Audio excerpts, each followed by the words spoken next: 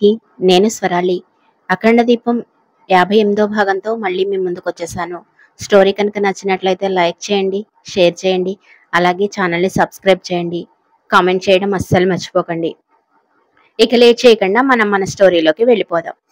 అందరూ dining table దగ్గర కూర్చున్నాక భువనేశ్వరి దేవి కోసం స్పెషల్గా అరేంజ్ చేసిన సుమ అక్కడికి వచ్చి భువనేశ్వరి దేవి కోసం ప్రతిదీ స్పెషల్గా సర్వ్ చేయడం మొదలుపెట్టింది. అవన్నీ చూడగానే మొదట భువనేశ్వరి దేవి చాలా ఆశ్చర్యపోయింది. నా కోసం ఇన్ని ఐటమ్స్ చేశారా? 2 days నుంచి ఫుడ్ లేక అల్లాడిపోతున్నాను. వీటన్నింటినీ ఒక పట్టు పట్టాలి అని అనుకుంది భువనేశ్వరి దేవి. కానీ అవన్నీ కూడా పూర్తి డైట్ కాన్షియస్ లో తయారు చేసినవి అవడంతో నోట్లో పెట్టుకోగానే వాంతి వచ్చినట్లుగా అనిపించింది. అబ్బా, ఇది ఎలా తింటారు? ఏదో మెడిసిన్ వాసన వస్తున్నాయేంటి అని అంటూ పైకే అన్నది భువనేశ్వరి దేవి. అలా అనకూడదు మేడం, ఇవి మీకోసం స్పెషల్ గా తయారు చేయించాను. ప్రతి దాంట్లో కూడా ప్రోటీన్ పౌడర్ మిక్స్ చేసి ఉంటుంది, అందుకే అలా స్మెల్ వస్తుంది. ఒక 2-3 రోజులు తిన్నారంటే అలవాటైపోతుంది అని చెప్పింది సుమ. అంటే ఇంకా 2-3 రోజులు నేను ఇదే ఫుడ్ తినాలా అని అడిగింది భువనేశ్వరి దేవి. 2-3 days కాదు మేడం, 2-3 months వరకు మీరు ఇదే ఫుడ్ తీసుకోవాలి. అప్పుడే మీ బాడీలో ఉన్న కొవ్వు కరుగుతుంది అని కొవ్వు అన్న పదం దగ్గర ఒత్తి పెట్టి అన్నది సుమ. ఏంటి ఇప్పుడు నువ్వేమన్నావు అని కోపంగా అడిగింది భువనేశ్వరి దేవి. అదే మేడం, మీ శరీరంలో ఉన్న కొలెస్ట్రాల్ తగ్గుతుంది అంటున్నాను. అప్పుడే కదా మీ హార్ట్ హెల్దీగా ఉంటుంది. డాక్టర్స్ కూడా అదే చెప్పారట. అందుకే సార్ నన్ను స్పెషల్ గా అపాయింట్ చేశారు అని చెప్పింది సుమ. సంతోష్ అక్కడే ఉండడంతో భువనేశ్వరి దేవి ఏమీ మాట్లాడలేక బలవంతంగా వాటిని తినడానికి ట్రై చేసింది, కానీ తినలేకపోయింది. మైథిలికి ఫుడ్ పెట్టకుండా ఏడిపించావు అని సీతమ్మ చెప్పింది. దానికి నీకు ఇదే పనిష్మెంట్ భువనేశ్వరి దేవి. నా భార్యకి నువ్వు చేసిన దానికి ఇంతకింత పగ తీర్చుకోవాలి అని తనలో తనే అనుకున్నాడు సంతోష్. సంతోష్ మాత్రం అక్కడ ఉన్న ఫుడ్ ఐటమ్స్ లో ఏవీ ముట్టుకోలేదు. వాళ్ళ ముందు తిన్నట్టుగా నటించాడే కానీ ఏదో ఫోన్ మాట్లాడుతున్నట్లుగా ఉండిపోయాడు. ఎందుకంటే ఇప్పుడు అప్పట్లో వాళ్ళని అతను నమ్మలేడు. అదే కాక తనకి స్లో పాయిజన్ ఇస్తున్నాను అన్న సంగతి భువనేశ్వరి దేవి చెప్పింది. సంతోష్ కూడా విన్నాడు. అందుకే తన జాగ్రత్తలో తను ఉన్నాడు. ఇంటికి వచ్చే ముందే ఆ రోజు భోజనం పూర్తి చేసుకుని వచ్చాడు. అదేంటి బావా, నువ్వు అసలు ఏమీ తినడం లేదు, ఈ కర్రీ వేసుకో, చాలా టేస్టీగా ఉంది అని సరియు అతని ప్లేట్లో కర్రీ వేసింది. వద్దొద్దు సరియు, నేను ఇందాక ఫ్రెండ్స్ తో కలిసి బాగా తినేశాను. జస్ట్ ఫార్మాలిటీగా మీతో కూర్చున్నానే కానీ నిజానికి నాకు ఆకలి వేయడం లేదు. మీరందరూ తినండి, నేను వెళ్తున్నాను, నాకు కొంచెం అలసటగా ఉంది అని చెప్పి అక్కడి నుంచి లేచాడు సంతోష్. అక్కడి నుంచి 2 అడుగులు ముందుకు వేసి మళ్ళీ వెనక్కి తిరిగి వచ్చి సుమతో మాట్లాడడం మొదలుపెట్టాడు. చూడండి మిస్ సుమ, అమ్మ డైట్ విషయంలో చాలా జాగ్రత్తగా ఉండాలి. టైం టు టైం తనకి ఏం కావాలో అన్ని అరేంజ్ చేయండి. అమ్మ ఆరోగ్యం విషయంలో అస్సలు నెగ్లెక్ట్ చేయను. ఒకవేళ తనకి ఎవరైనా బయటవి పెట్టాలి అని చూస్తే వెంటనే నాకు ఇన్ఫార్మ్ చేయండి అని స్ట్రిక్ట్ గా వార్నింగ్ ఇచ్చి అక్కడి నుంచి వెళ్ళిపోయాడు సంతోష్. వీడు నన్ను బతికించాలి అనుకుంటున్నాడా, చంపేయాలనుకుంటున్నాడా అర్థం కావడం లేదు. ఇప్పుడు నేనేం చెయ్యాలి అని మనసులోనే అనుకొని ఏదో 2 ముద్దలు తిన్నట్లుగా తిని ఇక నా వల్ల కాదు అని చెప్పేసి తన గదిలోకి వెళ్ళిపోయింది భువనేశ్వరి దేవి. ఇక అక్కడున్న మిగతా అందరూ కూడా భోజనం చేసి ఎవరి గదుల్లోకి వాళ్ళు వెళ్లారు. సుమ కూడా పడుకోవడానికి భువనేశ్వరి దేవి గదిలోకి వెళ్ళబోతూ ఉంటే భువనేశ్వరి దేవి ఆమెని ఆపేసింది. చూడు, నాకు ఇలాంటివన్నీ నచ్చవు, వెళ్ళి నీ గదిలో పడుకో. ఒకవేళ నాకు ఏదైనా అవసరమైతే నీకు ఫోన్ చేస్తాను, అప్పుడొద్దు గాని అని కోపంగా అన్నది భువనేశ్వరి దేవి. అది కాదు మేడం, సార్ మీకు తోడుగా ఉండమని చెప్పారు కదా, అందులోనూ మీకు హార్ట్ ప్రాబ్లం అన్నారు. అందుకే నేను కూడా ఈ గదిలో పడుకుంటే బాగుంటుంది అని నచ్చ చెప్పడానికి ట్రై చేసింది సుమ. నీ కోసం సపరేట్ గా గది రెడీ చేయించాడు కదా, నువ్వు అక్కడికి వెళ్ళి పడుకో. ఇప్పుడు నేను బాగానే ఉన్నాను, నన్ను ఎక్కువగా విసిగించకుండా వెళ్ళు అని కోపంగా అన్నది భువనేశ్వరి దేవి.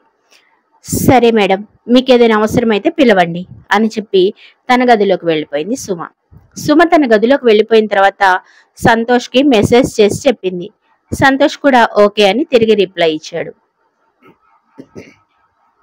భువనేశ్వరి దేవి, ఇప్పుడు అసలు ఆట మొదలవుతుంది, ఏం చేస్తావో చూడాలి అని తనలో తనే అనుకున్నాడు సంతోష్. సరయు తన గదిలో కంగారుగా అటు ఇటూ తిరుగుతోంది. బావని ఎలా అయినా నా గుప్పెట్లో పెట్టుకుందాము అనుకొని నేనేదో ప్లాన్ చేస్తే ఇలా రివర్స్ అయిందేంటి? ఇప్పుడు అత్త ఏం చేస్తూ ఉంటుందో ఏంటో అని అనుకొని మెల్లగా తన గదిలోంచి బయటకు వచ్చి భువనేశ్వరీదేవి తలుపు కొంచెం తెరిచి చాటుగా నిలబడి చూసింది సరియు. అప్పటికే భువనేశ్వరీదేవి ఒళ్ళంతా వేడెక్కిపోయింది. ఏదో కావాలి అనిపిస్తూ ఉంటే తన శరీరాన్ని కంట్రోల్లో పెట్టుకోలేకపోతోంది. బెడ్ మీద మెలికలు తిరుగుతున్న భువనేశ్వరీదేవిని చూసి, అమ్మో, నేనిక్కడుంటే చాలా ప్రమాదం. తన తిప్పలేవో తనే పడుతుంది అత్త. నేనిక్కడి నుంచి అర్జెంటుగా వెళ్ళిపోవాలి అని అనుకొని సరియు తన గదిలోకి వెళ్ళిపోయి తలుపు వేసుకుంది. అదంతా చూస్తున్న సంతోష్ వంకరగా నవ్వుకున్నాడు. నీ ప్లాన్ కనిపెట్టలేంత పిచ్చివాడిని అనుకున్నావా సరియు?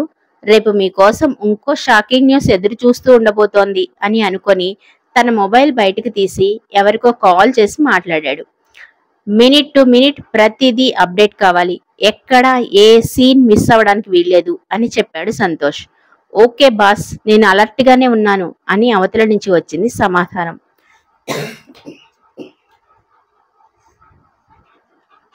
నువ్వు అలర్ట్ గా ఉన్నావని ఈ రాత్రి ప్రశాంతంగా నేను నిద్రపోతున్నాను.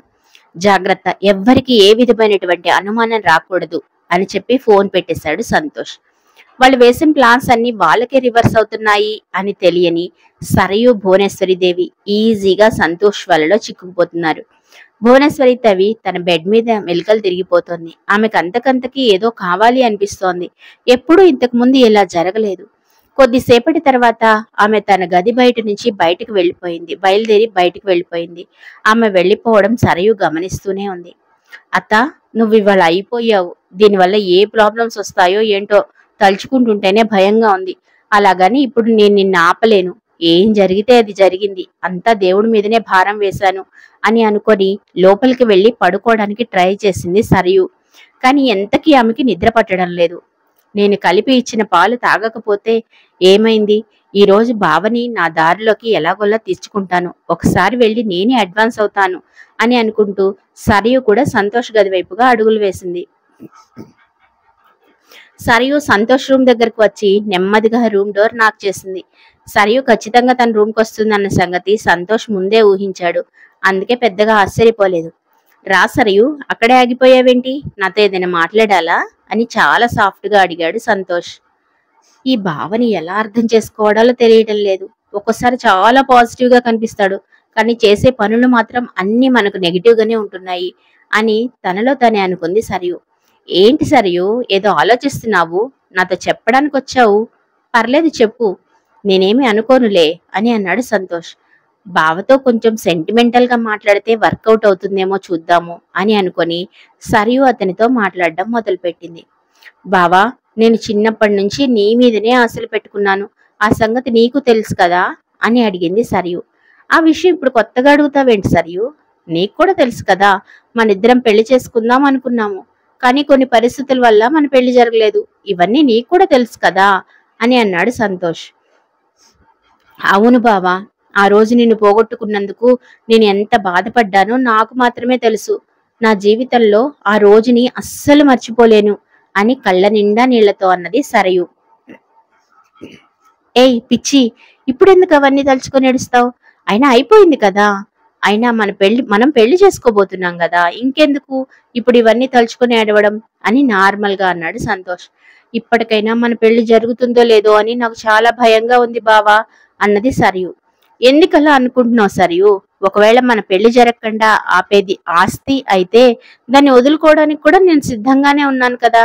మళ్ళీ ఆ మైథిలి నా జీవితంలోకి అయితే తీసుకురాలేను. ఇది మాత్రం నమ్ము అని చాలా సాఫ్ట్గా సరయుతో మాట్లాడడం మొదలుపెట్టాడు సంతోష్. ఏమో బావా, నా గురించి ఎవరెవరో ఏదేదో చెప్పి నీ మనసు మార్చేస్తారేమోనని నాకు చాలా భయంగా ఉంది. మొన్న పబ్లో జరిగిన సంఘటన గురించి తలుచుకుంటుంటేనే చాలా భయం వేస్తోంది అని ఒక సైడ్ నుంచి నరుక్కు రావడం మొదలుపెట్టింది సరియు. ఓహో, అంటే నువ్వు పబ్బులో చేసిన ఆ ఘనకార్యం నాకు ఎవరైనా ఆ ఫొటోస్ పంపిస్తారేమోనని భయంతో ముందుగానే ప్లాన్ వేస్తున్నావన్నమాట. ఎన్ని తెలివితేటలు సరియు నీకు. నీ తెలివితేటల్ని మెచ్చుకోకుండా ఉండలేకపోతున్నాను అని తనలో తనే అనుకున్నాడు సంతోష్. ఆ రోజు పబ్లో ఏం జరగలేదని నువ్వే చెప్పావు కదా సరియు. ఇంక నేను నిన్నెందుకు అపార్థం చేసుకుంటాను?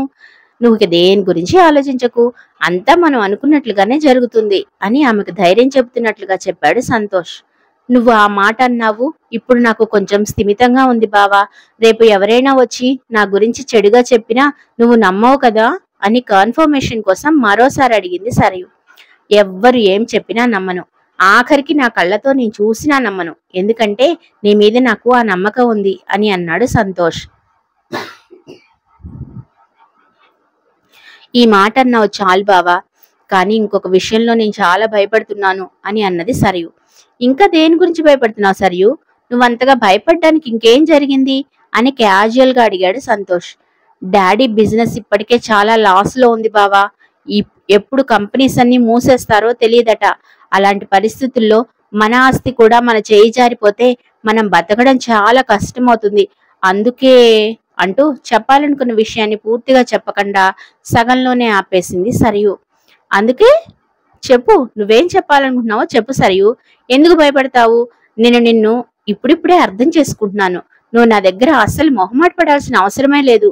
నువ్వేమనుకుంటున్నావో అది చెప్పు అని అన్నాడు సంతోష్. అందుకే ముందు ఆ మైథిలి ఎక్కడుందో వెతికించి బావా. తన నుంచి నువ్వు పూర్తిగా విడాకులు తీసుకున్న తర్వాత మనం పెళ్లి చేసుకుంటే ఎలాగో నీ భార్య స్థానం నాకు వస్తుంది. అప్పుడు ఆస్తి మొత్తం మన ఇద్దరి పేరు మీదకి మారుతుంది. తనకి ఎంతో కొంత ముట్ట చెప్పాము అంటే ఇక మనకి ఏ ప్రాబ్లం ఉండదు. మనం లైఫ్ లాంగ్ హ్యాపీగా ఉండొచ్చు అని చెప్పింది సరియు. నువ్వు చెప్పిన మాట నిజమే సరియు. నాకు ఇలా ఆలోచన రానేలేదు. అలాగే చేద్దాం అని నవ్వుతూ అన్నాడు సంతోష్.